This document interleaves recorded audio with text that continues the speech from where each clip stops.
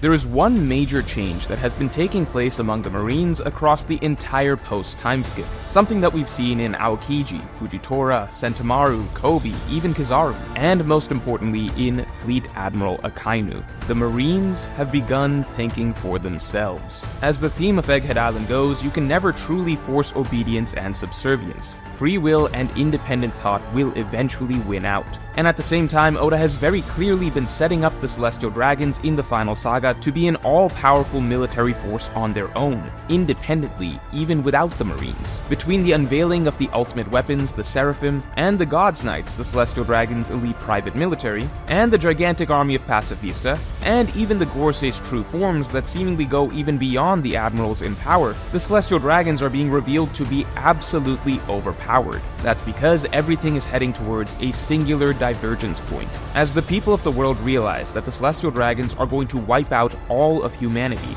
enacting a great flood that will kill everyone so that only the Celestial Dragons themselves are left, the Marines will stop obeying the Celestial Dragons. When the Marines realize that their bosses are going to literally murder them and their families and literally every innocent human on Earth and flood the entire damn planet, there is literally no logical reason that the Marines wouldn't immediately splinter off from the world government. And this great defection of the Marines is in fact something that has been built up and foreshadowed throughout all of post-timeskip, and even in fact goes all the way back to the Skypiea arc. But that doesn't mean that the Marines will dissolve, or even that they will be on the side of the pirates or the revolutionaries in the final war either. No, there is a very different story that Oda has been building up for Fleet Admiral Akainu, and the bold new direction that he is about to take the Marines in, one that is set to shake up the entirety of the final conflict of One Piece. In the already dizzyingly complex competition over who will determine the future of the world, there is one final party that is about to take the stage. So let me break down for you all of the evidence of where this has been headed from the start.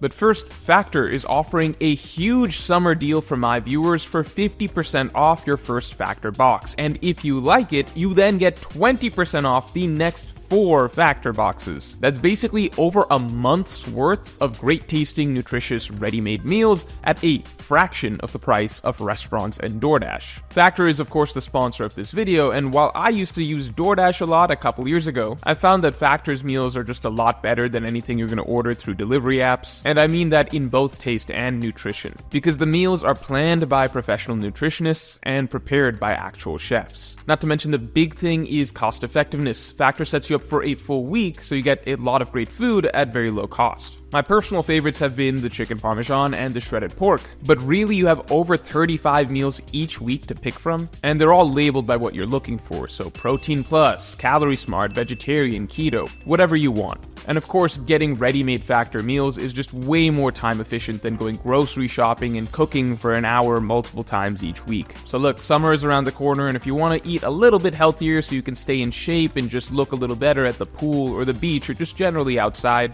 then try out Factor for cheap. Just head to Factor75.com or click the link below and use code MORGE50 to get 50% off your first Factor box and 20% off your next month of orders. That's code MORGE50 at Factor75.com to get 50% off your first Factor box plus 20% off your next month of orders. And you can also just scan the QR code on the screen.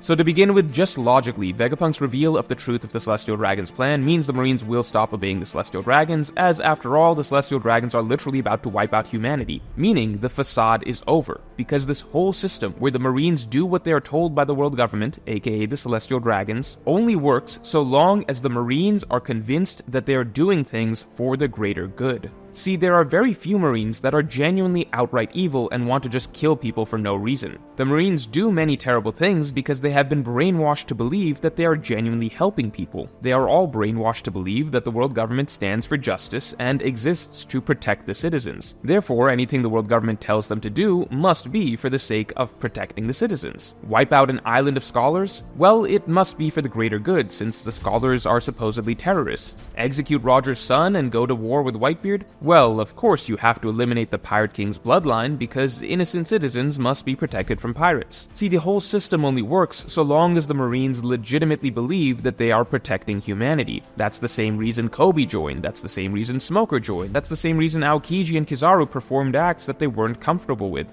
It was about the greater good. Hell, even Akainu doesn't just commit genocide for fun, he does it because he legitimately believes that he is protecting the innocent citizens of the world from potential evils. But guess what? When the Celestial Dragon's true plan, their final goal, is revealed to be to literally kill all the innocent citizens of the world, then suddenly the Marine Force has absolutely no reason to serve the government anymore. This is borderline not even a theory, it's more like that just straight up wouldn't make any logical sense. As the entire world, including the Marines, realizes the Celestial Dragons are about to drown everyone, as in literally every innocent person on the entire planet, then why the hell would the Marines try to help the Celestial Dragons at all? Even if you think that the Marines won't believe Vegapunk's message at first, guess what? The Celestial Dragons are going to be firing their weapon at least 4 more times. Which means, if not now, then very soon it's going to be crystal clear to everyone on Earth that the Celestial Dragons are in fact trying to flood the world and kill all of humanity. You think Momonga is going to just be like, oh well, this is pretty bad, but guess I'll stick to my job and fight on the world government's side so that we can flood the world and kill every innocent person? No, the Marines aren't a bunch of bad guys. The whole point is that they've simply been blind sheep, but now they are about to realize that they themselves are going to be slaughtered along with everyone else who isn't a Celestial Dragon. So of course, the Marines are going to defect from the world government and the Celestial Dragons. And guess what? This exact scenario was foreshadowed beat for beat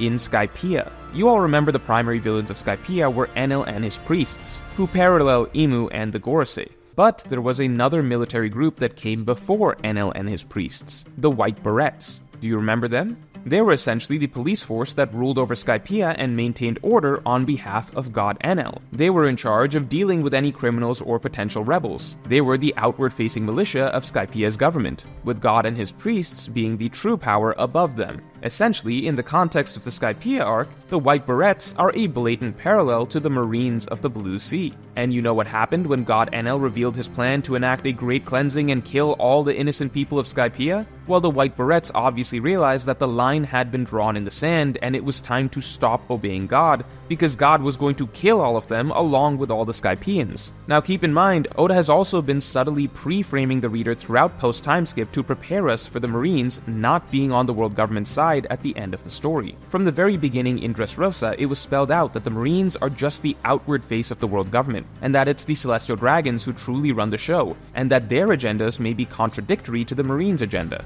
In Wano, Orochi specifically states that neither the Marines nor the Celestial Dragons can topple Wano, framing it as though we the reader should start thinking of these two as separate entities. And now, in Egghead, as the military forces arrived at the island, Oda specifically showed us 2 shots side by side, the Marines flag and the world government flag. 2 separate flags on 2 separate ships, a seemingly deliberate juxtaposition, reminding us that the 2 parties are not technically one and the same. On top of that, what's really interesting is that in this final saga, Oda's actually been doing a lot to minimize the importance of the Marines to the Celestial Dragons. Whereas pre-timeskip, it seemed as though the Marines were the true strength that kept the Celestial Dragons in power, even symbolized in Sabaody by how Kizaru had to come running to the aid of the helpless Celestial Dragon that Luffy punched. In Egghead, we're being shown that the reverse is true, that the Marines are the pawns of the Celestial Dragons, and now the framing seems to be that the Gorosei are the true threat even beyond Kizaru in this arc. And in general, Oda has been stacking up the Celestial Dragons' personal military throughout the arc.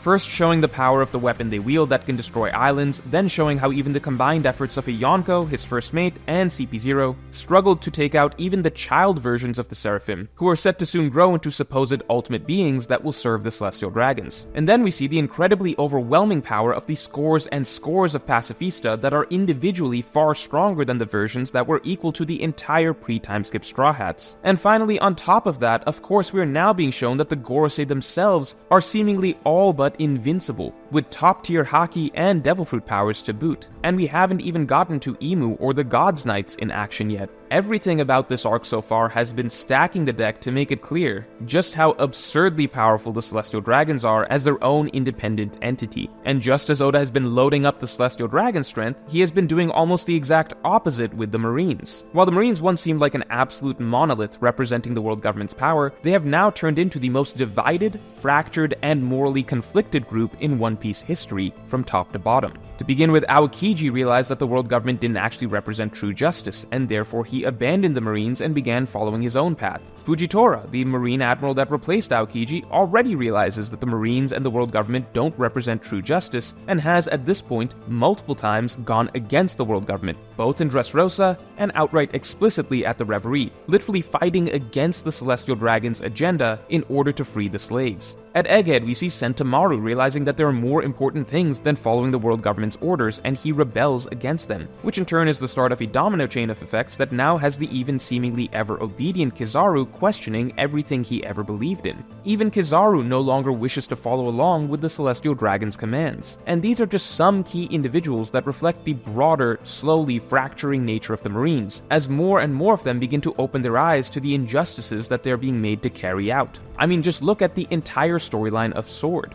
Why do you think that exists? We're starting to learn that there's literally an entire faction of Marines that outright goes against the agendas of the world government, to the point that the Celestial Dragons have decided that they shouldn't even be saved if they get taken captive. All of these subtle developments that were taking place throughout the post-time skip, showing the Celestial Dragons to be far more powerful than we initially realized, and showing the Marines to be far more conflicted in their beliefs and ideologies than we initially realized, all of this was build up to this breaking point, wherein the Celestial Dragons will take the stage as the final villains, and the Marines would no longer make sense as their frontline pawns any longer. Oda has essentially been gently preparing the reader for this major change in the world dynamics for a long time. So while the Marines as a whole are obviously going to stop the Celestial Dragons as soon as they understand the Celestial Dragons' endgame is to, well, end the world, am I saying that the Marines are going to all quit and join up with the Straw Hats to fight the world government, or with Dragon and the Revolutionaries? No.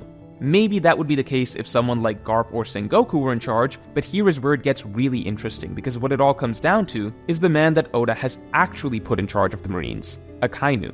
Akainu is a man who has an extreme vision of what the Marines should be, of the type of justice they should stand for. He believes, in the core of his being, that all those who step outside the law who may in some way be a threat to the innocent people of the world should be killed without question. Akainu is the embodiment of a deeply flawed philosophy that we see in One Piece, absolute justice. However, at the same time, Akainu's vision is his vision. He doesn't want to just follow along with whatever the Celestial Dragons say is correct. Akainu has his own views of the type of order that needs to be upheld in the world, which is why an extremely telling scene was Akainu's argument with the Gorosei. Akainu, as the strong-willed leader with his own agenda of what he believes is right, is forced to curtail his desires because he is still under the thumb of the Gorosei and the Celestial Dragons. Akainu realizes that they aren't interested in actually making the world a more orderly place by eliminating pirates. The Celestial Dragons are only interested in maintaining the power they have for themselves. And while many have joked that Akainu has spent most of post-time skip behind a desk, his conversation with Kuma may have been telling of his own feelings on his situation, as Akainu accuses Kuma of having lost his free will. This could very well be Akainu projecting his own feelings, as he now finds himself to be a puppet of the Celestial Dragons rather than an independent leader of the Marines. So what happens as the world discovers that the Celestial Dragons are planning to wipe out all of humanity in order to save themselves?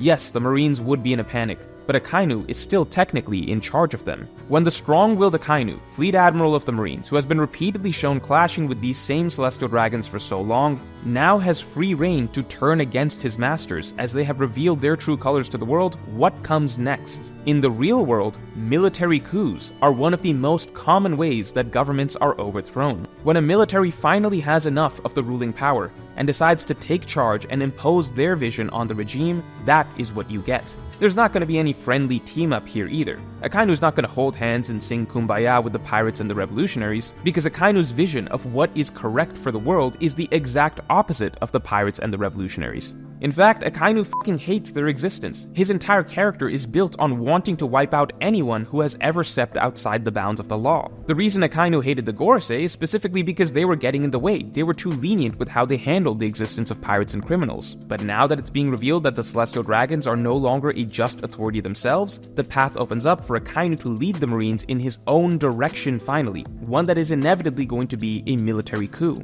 It would be for the sake of the world, to prevent humanity from being wiped out by the Celestial Celestial Dragons, of course, but it would also be with the goal of bringing about a new vision of absolute justice to the world, one that wouldn't include pirates or revolutionaries either. See, the direction that seems to have been set up for Akainu and the Marines is likely to become their own independent faction in the final war. They have no reason to side with anyone. They would be enemies of the pirates, revolutionaries, and Celestial Dragons alike. But Akainu's goal would be for the Marines, the military, to depose the unjust regime and institute a new regime built on absolute justice. This comes full circle with some of the most important thematic conflicts in One Piece. On the one hand, Luffy versus the world government and the Celestial Dragons has always been a fundamental thematic conflict as it goes to the idea of freedom versus oppression. However, at the same time, Luffy versus the Marines and other soldiers of the world government has always centered around an entirely different but equally fundamental thematic conflict of One Piece: the idea of justice. Whereas Luffy's justice is built on independent thought and open-mindedness, always thinking and seeing for himself what is right and wrong without paying any mind to what others tell him, the Marine's justice is built on hard and fast rules with zero leniency, and Akainu represents the extreme of this line of thinking. The conflict around the meaning of justice is essentially all about free thought and morality, and this is such an important idea that comes up in One Piece arc after arc again and again. And it's what makes Akainu such an essential figure in the endgame as an obstacle to Luffy. And at the same time, it's what separates Akainu and the type of evil he represents from Blackbeard and Emu. Whereas Blackbeard represents the evils of selfish, greedy freedom, and Emu represents the evils of oppressive, godlike authority, Akainu represents the evils of rigid, restrictive, moralistic thinking. This is why the story is set up for Akainu to lead the Marines to become their own third party in the final saga, as Akainu represents one of the three most important thematic conflicts for Luffy to overcome in the end. And in doing so, this paves the way for one of the most important developments in bringing about the dawn of the world, and that is the reform of the Marines. See, Kobe and Sword represent the positive future of the Marines, the ideal of what they should one day be.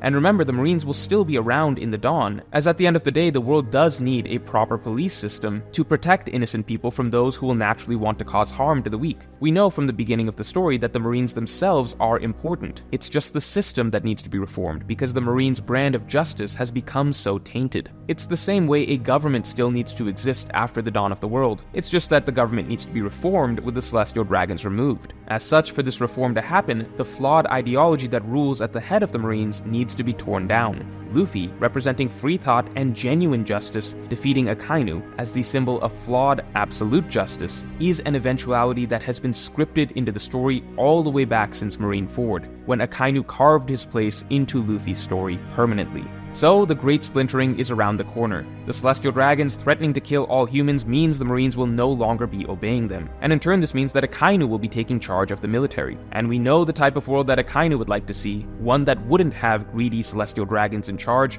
and certainly no unlawful pirates or revolutionaries running around. As such, the Marines are set to become the final, major, independent player in the war for dominion over the seas. And of course, Akainu himself is set to be one of the final obstacles for Luffy in his journey to freeing the seas. So let me know in the comments below what you think the future of the Marines is after Vegapunk's reveal. And if you enjoyed this video, then definitely like and subscribe. And if you want to hear my thoughts on when I believe Luffy will be facing Akainu in the final saga, then you can get my thoughts on my weekly podcast by supporting me on Patreon, link in the description below.